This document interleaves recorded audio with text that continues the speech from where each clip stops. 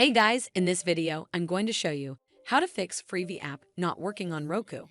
So first of all, you need to make sure you're running the latest version of the app. Press the home button on your Roku remote, and then head over to the Freevee app right over here. Once the app is highlighted, press the star button on your Roku remote to open the options menu. Now it's loading the channel information, and then eventually it will pop up with a menu that gives you some options. We're gonna go up and click where it says check for updates to make sure you're running the latest version of the app. Once it's updated, check if it fixes the issue. But if you still encounter this issue, then you need to hard restart your Roku device. So the first step is to turn off your Roku device using the remote.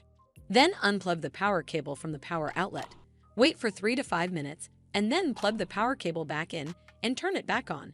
This should fix the issue, but if it doesn't, then you need to completely reinstall the Freevee app. From the home screen, head over to the Freevee app right over here.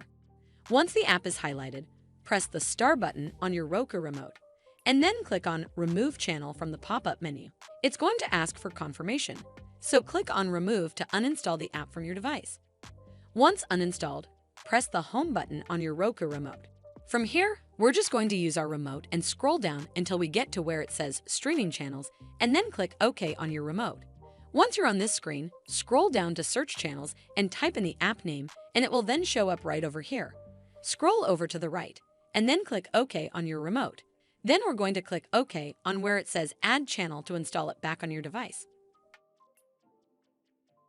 Well, that's how you fix Freevee app not working on Roku. I hope you found this video helpful. And if you did, make sure you give it a thumbs up to see more videos like this, and don't forget to hit that subscribe button. We'll see you in the next one.